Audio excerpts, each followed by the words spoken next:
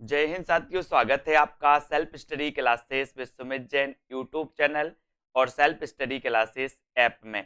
साथियों, आज हम डाउट्स वाले प्रश्न पढ़ने वाले जिनमें हमेशा डाउट्स रहते हैं और हम दोस्तों गलत करके आते हैं एग्जाम में।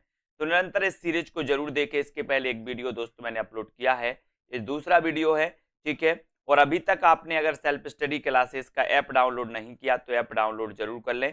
वहां पर दोस्तों आपके लिए टीजीटी, पीजीटी, मास्टर कैडर और हिंदी से संबंधित जो भी एग्जाम है उसके लिए हिंदी का कोर्स दोस्तों बहुत ही कम प्राइस में लॉन्च किया गया है। आप उस कोर्स में एडमिशन ले सकते हो। उसमें टिरकी वीडियो, विस्तृत अध्ययन, topic wise test, live classes सब कुछ रहती है ना। साथ ही हिंदी साहित्य की टेस्ट सीरीज भी लॉन्च की गई है दोस्तों, टीजीटी पीजीटी के मॉडल पेपर। तो जिनने भी अभी नहीं किया self study classes app download, वो जल्दी से कर लें और दोस्तों एडमिशन ले सकते हैं। तो आज हम दोस्तों स्टार्ट करते हैं कि कबीर की भाषा को साधुक्कड़ी भाषा किसने कहा। यहां पर दोस्तों बहुत सारा डाउट्स रहता है। डाउट्स कैसा रहता है, दो क्वेश्चन पूछे जाते हैं। एक तो पूछा जाता है कि कबीर की भाषा को पंचमेल खिचड़ी किसने कहा, और दूसरा पूछा जाता है कबीर की भाषा को साधुक्कड़ी किसने कहा, है ना। तो और दोस्तों कबीर को वाणी का डिक्टेटर किसने कहा, तीसरा क्वेश्चन। इन तीन में डाउट्स रहते हैं। अब इस डाउट्स को अब आज हम क्लियर करते हैं। डाउट्स नंबर अपना फर्स्ट यही है कि कबीर की भाषा को साधुक्कड़ी किसने कहा। तो तब ऐसा अगर पूछा जाए साधुक्कड़ी किसने कहा तो आपको लगाना रामचंद्र शुक्ल, है ना। और अगर आपसे पूछा जाए कि कबीर की भाषा को पंचमेल खिचड़ी किसने कहा तो पंचमेल खिचड़ी किसने कहा, श्याम सुंदर दास ने। अब बोले सर इसको कैसे याद रखेंगे, तो आपको पता है जब पंचमेल खिचड़ी बनेगी तो वो खराब बनेगी या फिर सुंदर बनेगी। बोले सर बहुत ही सुंदर पंचमेल खिचड़ी बनी, सुंदर बनेगी ना पंचमेल, तो श्याम सुंदर पंचमेल कहेंगे और रामचंद्र शुक्ल क्या कहेंगे, साधुक्कड़ी कहेंगे, है ना। ये आपको याद रख लेना। अब आपने देखा होगा राम वनवास गए थे साधु के भेष में, गए थे ना, तो साधुक्कड़ी कौन कहेगा, राम से रामचंद्र शुक्ल।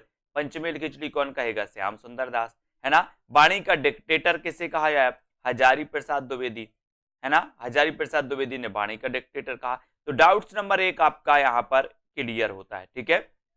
डाउट्स नंबर दो की बात करें, अर्धनारीश्वर की रचनाकार कौन है। चार विकल्प है, दिनकर, विष्णु प्रभाकर, धर्मवीर भारती और रामविलास शर्मा। अब यहां पर दोस्तों कंफ्यूजन वाला सिस्टम रहता है। अर्धनारीश्वर की रचनाकार कौन है ये आपसे पूछा जाता है, तो आपको यहां पर याद रख लेना दोस्तों कि अर्धनारीश्वर एक तो दिनकर की भी रचना है और दूसरा विष्णु प्रभाकर की भी रचना है। लेकिन आपको कैसे याद रख लेना दोस्तों, दिनकर का ये क्या है, निबंध है। दिनकर का ये क्या है, अर्धनारीश्वर निबंध है। जबकि विष्णु प्रभाकर का ये क्या है दोस्तों, उपन्यास है, ठीक है। इसको अपन को याद रख लेना है। दिनकर का क्या है, निबंध, विष्णु प्रभाकर का क्या है, उपन्यास।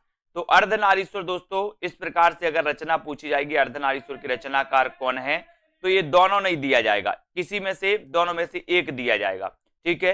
अगर आपसे पूछा जाएगा कि अर्धनारीश्वर निबंध की रचनाकार कौन है, तब अगर दोनों भी दिया जाएगा तो आपको उत्तर लगाना है दिनकर।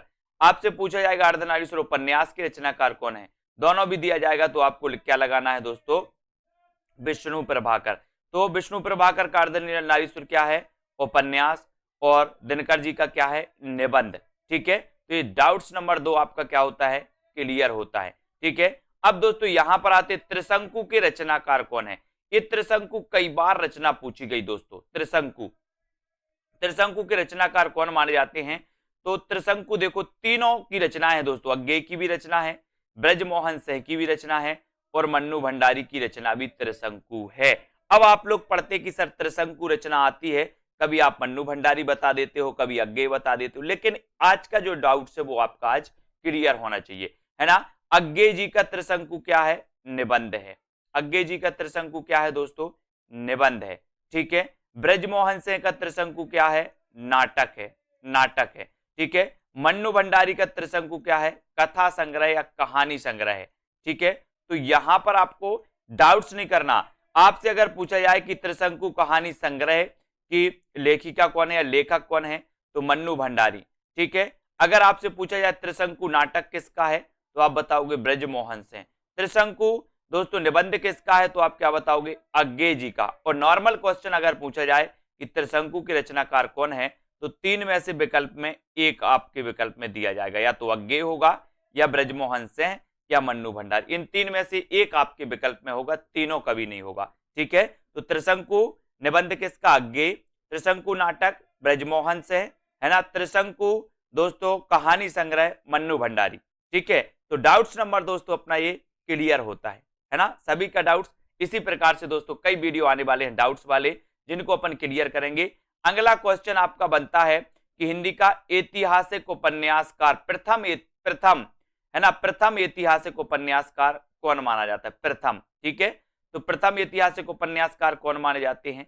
तब यहां आपका डाउट्स रहता है वृंदावन लाल वर्मा में और किशोरीलाल गोस्वामी में, है ना। जबकि दोस्तों आपको पता है हिंदी के प्रथम ऐतिहासिक उपन्यासकार जो माने जाते हैं वो किशोरीलाल गोस्वामी माने जाते हैं। कौन माने जाते हैं? किशोरीलाल गोस्वामी माने जाते हैं।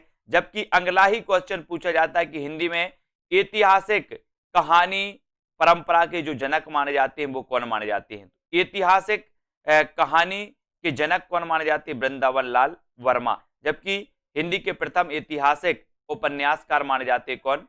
किशोरीलाल गोस्वामी, है ना। तो इसको याद रख लेना। इसका उत्तर आपका क्या होगा? हिंदी के प्रथम ऐतिहासिक उपन्यासकार किशोरीलाल गोस्वामी।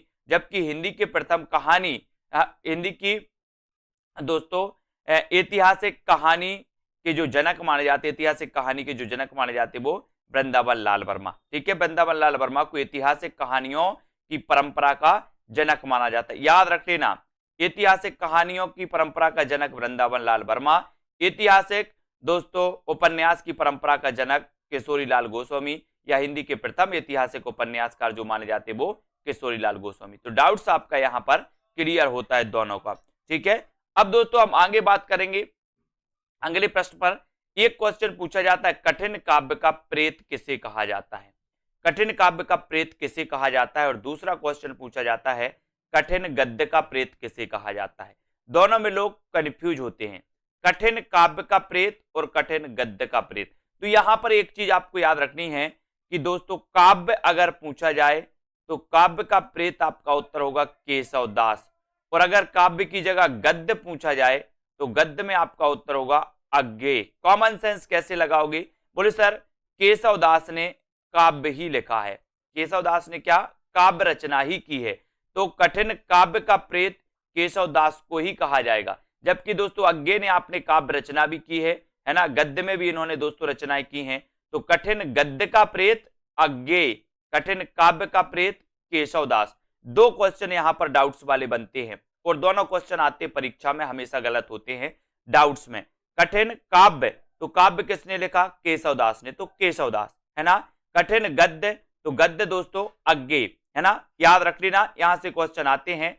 और केशव दास रीति काल के प्रवर्तक माने जाते हैं। आपको पता है डॉक्टर नगेंद्र आदि विद्वानों ने केशव दास को ही रीति काल का प्रवर्तक माना। अगर यहां से भी क्वेश्चन आता है रीति काल का प्रवर्तक किसे माना जाता है, नॉर्मल अगर क्वेश्चन पूछा जाता है तो उत्तर होता है केशव दास, है ना। अगर पूछा जाता है आचार्य रामचंद्र शुक्ल ने रीति काल का प्रवर्तक किसे माना, तो आपका उत्तर हो जाता है चिंतामणि, है ना। अगर आपसे पूछा जाता है दोस्तों कि नगेंद्र ने रीति काल का प्रवर्तक किसे माना, तब आपका उत्तर होता है केशव दास, है ना। तो अपना दोस्तों डाउट से जो क्लियर वाला सीरीज है ये चल रहा है, सभी लोग इसी प्रकार से निरंतर अध्ययन करते रहें और हम नए नए प्रश्न आपको लेकर के आएंगे। सभी लोग को क्या करना है दोस्तों, आपको एडमिशन जरूर लेना है ना। आपको self study classes app download करना है, उसमें एडमिशन ले लें। ऐसे कई प्रकार के जो डाउट्स आपके रहते हैं, जो परीक्षा में हमेशा प्रश्न गलत होते हैं, उन डाउट्स पे दोस्तों हम चर्चा करेंगे, उनको क्लियर करेंगे, है ना, और अपनी तैयारी को बहुत आगे बढ़ाएंगे। ठीक है, जब आप 1-2 नंबर से परीक्षा में रह जाते हो तो दोस्तों आपके लिए कोर्स ज्यादा बड़ा महंगा नहीं पड़ता। जब आपको लगता है कि आज हमने कोर्स लिया होता तो हमारे भी डाउट्स क्लियर हुए होते, है ना। तो ये कोर्स की प्राइस दोस्तों 20 तारीख तक 1099, यानी कि दोस्तों 20 अप्रैल तक। तो जिन भी साथियों को इसमें प्राइज में लेना है, मॉडल टेस्ट पेपर 450 में, हिंदी साहित्य की दोस्तों टेस्ट सीरीज जो है 3000 प्रश्नों की वो 400 में। तो इस प्रकार से दोस्तों ऑफर आते रहते अलग अलग प्रकार से, तो आप अपने समय के अनुसार दोस्तों ऑफर देखते रहें सेल्फ स्टडी क्लासेस दोस्तों ऐप में, और अपने कोर्स को जरूर परचेस करें। ठीक है, वीडियो को लाइक और अपने मित्रों तक शेयर जरूर करें। जय हिंद।